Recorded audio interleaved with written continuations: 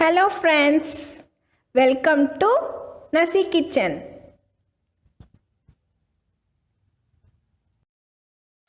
Hi friends, இன்றைக்கி நம்ம சேனலில் ரொம்பவே ஒரு சூப்பரான தேங்காய் சோறு ரெசிபி தாங்க பார்க்க போகிறோம். ரொம்பவே ஈஸியான முறையில் அரிசி எதுவும் குழையாமல் ரொம்பவே ஒரு சூப்பரான முறையில் தான் நம்ம செய்ய போகிறோம். வாங்க இந்த ரெசிபி இப்போ நம்ம எப்படி செய்கிறதுன்னு பார்க்கலாம்.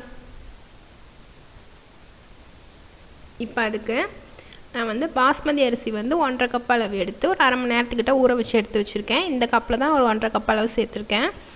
இப்போ அந்த 1.5 கப் அரிசிக்கு ஒரு 3 கப் அளவு பால் நான் எடுத்து வச்சுருக்கேன். கெட்டியான தேங்காய் பால் புழிஞ்சு எடுத்து வச்சுக்கோங்க. இப்போ வாங்க நம்ம எப்படி செய்கிறதுன்னு பார்க்கலாம். இப்போ ஒரு பாத்திரத்தில் ஒரு 2 டேபிள் ஸ்பூன் அளவு ஆயில் உள்ளே சேர்த்துக்கலாம். உங்களுக்கு வேணும்னா நீங்கள் தேங்காய் எண்ணெய் கூட பயன்படுத்தி கூட செய்யலாம், ரொம்பவே சூப்பராக இருக்கும். இப்போ இதில் ஒரு 2 பட்டை 4 ஏலக்காய் 2 கிராம் உள்ளே சேர்த்துட்டு இப்போ இது நல்லா பொரிஞ்சு வந்ததும் ஒரு மீடியம் சைஸ் வெங்காயம் நீல வாக்கில் கட் பண்ணி எடுத்து வச்சுருக்கேன். ஒரு 4 பச்சை மிளகாய் உள்ளே சேர்த்துக்கோங்க. இப்போ இது நம்ம நல்லா வதக்கி கொடுத்துக்கலாம். ரொம்பவே சிம்பிளான இன்க்ரீடியன்ஸ் வச்சு தான் நம்ம பண்ண போகிறோம். இதுக்கு வெங்காயம் பச்சை மிளகாய் மட்டும்தாங்க தேவைப்படும். தேங்காய் பால் புழிஞ்சு எடுத்து வச்சுக்கணும். இப்போ இதில் ஒரு 2 டேபிள் ஸ்பூன் அளவு இஞ்சி பூண்டு பேஸ்ட் நம்ம உள்ளே சேர்த்துக்கலாம். இப்போ இதையும் நம்ம நல்லா பச்சை வாடை போகிற அளவுக்கு நல்லா வதக்கி கொடுத்துக்கோங்க. அப்போ தான் தேங்காய் சோறு நல்லா வாசமாக சூப்பராக இருக்கும். கொஞ்சமாக கொத்தமல்லி இலை தூவிட்டு இப்போ நம்ம புழிஞ்சி எடுத்து வச்சுருக்கிற தேங்காய் பாலை உள்ளே சேர்த்துடலாம். தேங்காய் பால் நல்லா கெட்டியாக புழிஞ்சி சேர்த்துக்கோங்க, அப்போ தான் நல்லா டேஸ்ட்டாக இருக்கும். இப்போ இதில் கொஞ்சமாக தேவையான அளவு உப்பு சேர்த்துக்கலாம். உப்பு சேர்த்துட்டு இப்போ நல்லா கலந்து கொடுத்துக்கோங்க. இப்போ இதில் நான் கொஞ்சமாக சின்னதாக தக்காளி பழம் கட் பண்ணி ஆட் பண்ணியிருக்கேன். இது ஆப்ஷனல் தான். இது சேர்த்தோம்னா லைட்டாக புளிப்பு சுவையோடு நல்லா டேஸ்ட்டாக இருக்கும். இப்போ இதை மூடி போட்டு தேங்காய் பாலை கொதிக்க வச்சு எடுத்துக்கலாம். இப்போ தேங்காய் பால் நல்லா கொதிக்க ஆரம்பிச்சிருச்சு. இப்போ இந்த ஸ்டேஜில் நம்ம ஊற வச்சு எடுத்து வச்சுருக்கிற பாஸ்மதி அரிசியும் உள்ளே சேர்த்துக்கலாம். இப்போ இது உள்ளே சேர்த்துட்டு இப்போ இதையும் நம்ம நல்லா கலந்து கொடுத்துக்கலாம்.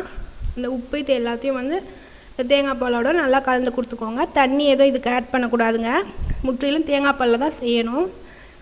இப்போ இதை அப்படியே மூடி போட்டு ஒரு 10 நிமிஷம் நம்ம வேக வச்சுக்கலாம். அரிசி ஒரு 90% குக் ஆகி வரணுங்க, அந்த மாதிரி பார்த்து வேக வச்சுக்கோங்க. இப்போ பாருங்கள், லைட்டாக தண்ணி இருக்கிற மாதிரி நம்மளோட பாஸ்மதி அரிசி நல்லா அழகாக வந்திருக்கு. இப்போ இந்த டைமில் நம்ம கிளறினோம்னா அரிசி உடையிறதுக்கும் சான்ஸ் இருக்குது. அதனால் லைட்டாக கிண்டி கொடுத்துட்டு இப்போ அடியில் இந்த மாதிரி ஒரு நான்ஸ்டிக் சட்டி வச்சுட்டு அது மேலே இந்த இதை வச்சுட்டு இப்போ இந்த மூடி போட்டு நம்ம மேலே வெயிட்டுக்காக தண்ணி வச்சு ஒரு 5 நிமிஷம் போல் தம் போட்டு எடுத்துக்கலாம். இப்போ ஒரு 5 நிமிஷம் போல் தம் போட்டு வச்சதுக்கப்புறம் நம்ம அரிசி நல்லா புழுங்கி சூப்பராக நம்மளுக்கு தேங்காய் பால் சோறு ரெடி ஆகி வந்துருச்சு. பாருங்கள் எந்த அளவுக்கு சூப்பராக இருக்குன்னு. அரிசி எதுவுமே உடையாமல் நல்லா சூப்பராக நம்மளுக்கு ரெடி ஆகி வந்திருக்கு. இப்போ இதை அப்படியே லைட்டாக கிளறி கொடுத்துக்கோங்க. ரொம்ப கிண்டிங்கன்னா அரிசி அப்படியே உடஞ்சி போயிடும். இப்போ லைட்டாக கிளறி கொடுத்துட்டு இப்போ இதை அப்படியே நம்ம பிளேட்டுக்கு மாற்றி சர்வ் பண்ணிக்கலாம். பாருங்கள், நம்மளோட சூப்பரான தேங்காய் பால் சோறு நல்லா தேங்காய் மணத்தோட வாசனையோட சூப்பராக ரெடி ஆகிடுச்சு. நீங்களும் உங்கள் வீட்டில் கண்டிப்பாக அந்த ரெசிபியை ட்ரை பண்ணி பார்த்துட்டு எப்படி இருந்துச்சுன்னு சொல்லி மறக்காமல் நம்ம கமெண்ட்டில் சொல்லுங்கள். இந்த ரெசிபி பிடிச்சிருந்தா மறக்காமல் நம்ம சேனலை சப்ஸ்கிரைப் பண்ணி வச்சு பார்த்துக்கோங்க. இதே மாதிரி நான் உங்களை அடுத்த ஒரு இன்ட்ரெஸ்டிங்கான ரெசிபியோடு பார்க்குறேன். தேங்க்ஸ் ஃபார் வாட்சிங்.